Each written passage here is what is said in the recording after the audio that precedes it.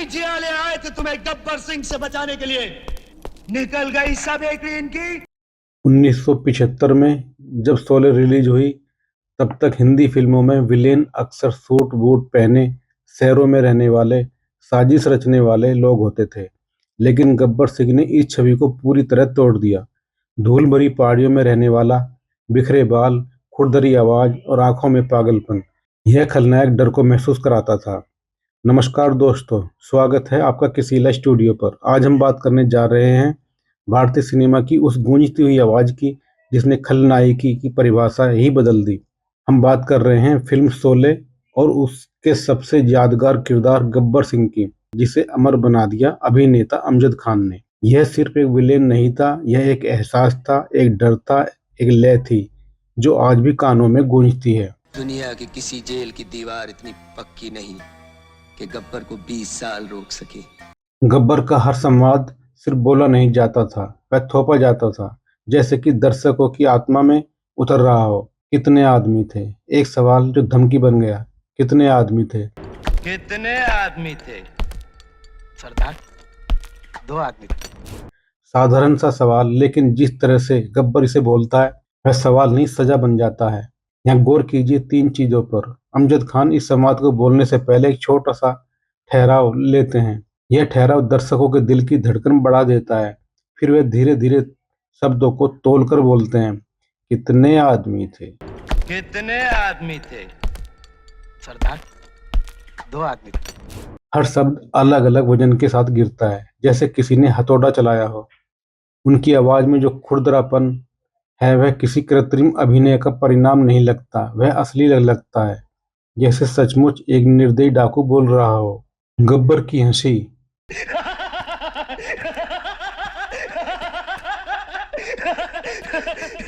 वह सिर्फ हंसी नहीं थी, वह एक साउंड डिजाइन थी, एक मनोवैज्ञानिक हमला।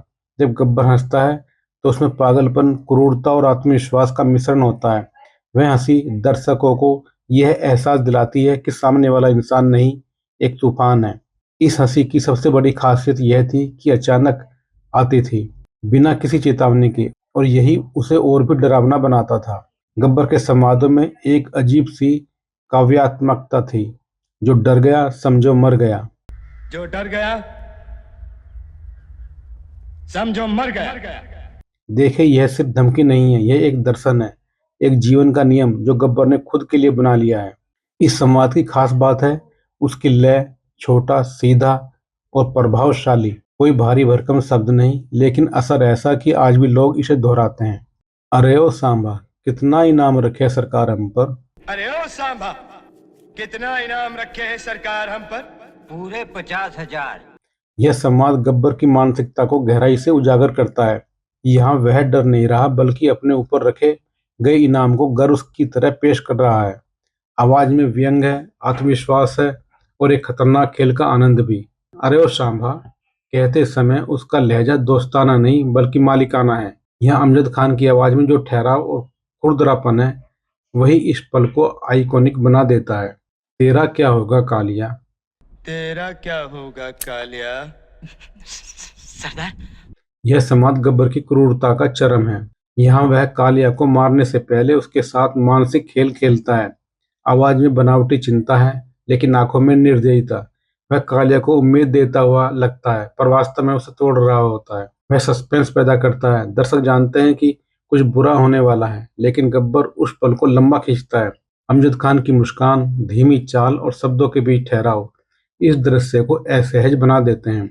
यह संवाद दिखाता है कि गब्बर सिर्फ गोली से नहीं बल्कि मनोवैज्ञानिक यातना से भी मारता है। यहाँ से 50-50 कोस दूर गांव में जब बच्चा रोता है तो माँ कहती है, बेटा सो जा नहीं तो गब्बर आ जाएगा।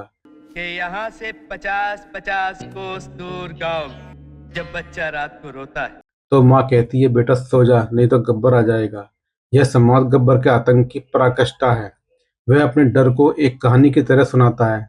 50-50 कोस कहकर वह अपने प्रभाव को दायरा बढ़ा देता है। जब वह कहता है कि माँ अपने बच्चे को उसके नाम से डराती है, तो यह साबित करता है कि गब्बर एक इंसान नहीं, एक मिथक बन चुका है। अमजद खान इसे लगभग आनंद लेते हुए बोलते हैं, जैसे वे अपने खौफ पर गर्व हो। यह संवाद बताता है कि असली ताकत बंदूक में नहीं बल्कि नाम के डर से होती है। यही वजह है कि यह लाइन आज भी भारतीय पॉप कल्चर का हिस्सा है।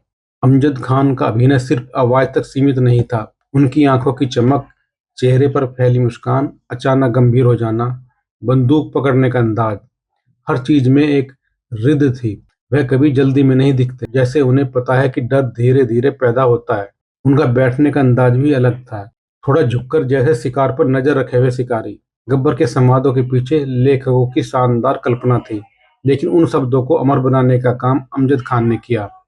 अगर वही संवाद कोई और अभिनेता सामान्य तरीके से बोल देता तो शायद वह इतने प्रभावशाली नहीं बनते, लेकिन अमजद खान ने हर शब्द में खतरा भर दिया।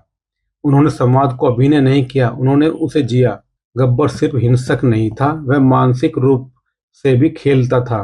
वह अपने आदमियों को डरा कर रखता था। बच्चों के नाम से गांव वाले डरते थे। उसका नाम एक किंवदंती बन गया था। उसकी क्रूरता में एक मजा था और यही उसे सबसे खतरनाक बनाता है। और ये तीन हरामजादे, ये गब्बर सिंह का नाम पूरा मिट्टी में मिला दिए। गब्बर सिंह के बाद हिंदी सिनेमा में खलनायक की परिभाषा बदल गई। अब विलेन सिर्फ साजिश करने वाला व्यक्ति नहीं रहा, वह करिश्माई भी हो सकता है।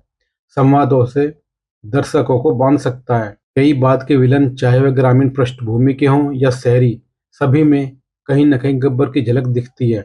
गब्बर एक किरदार नहीं रहा, वह एक स्टैंडर्ड बन गया। आज भी शादियों में, मंचों पर, स्कूल के नाटकों में गब्बर के संवाद दोहराए जाते हैं। वह किसी भी कलाकार के लिए सबसे बड़ी उपलब्धि है जब उसका संवाद समय की सीमा पार कर जाए। गब्बर के संवादों ने यह कर दिखाया, क्योंकि गब्बर डराता भी है और आकर्षित भी करता है। उसमें एक अजीब सा करिश्मा है। वह पूरी तरह बुरा है, लेकिन दर्शक उसे देखने से खुद को रोक नहीं पाते। अमजद खान ने इस किरदार में इतनी सच्चाई भर दी कि गब्बर एक काल्पनिक डाकू से निकलकर भारतीय पॉप कल्चर का हिस्सा बन गया।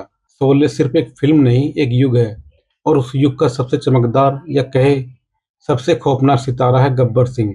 अमजद खान की आवाज, उसकी लय, उनका ठहराव, उनकी हंसी, सबने मिलकर एक ऐसा खलनायक रचा जिसने हिंदी सिनेमा की दिशा बदल दी। गब्बर ने हमें सिखाया कि खलनायकी सिर्फ हिंसा नहीं होती, वह संवाद, लय और व्यक्तित्व का संगम होती है। आज भी जब कोई कहता है कितने आदमी थे, तो दिल में एक हल्की सी सिरहन दौड़ जाती है। दोस्तों, गब्बर सिर्फ एक किरदार नहीं था, वह एक दौड़ था, एक आवाज थी, तुझे याद रखूंगा।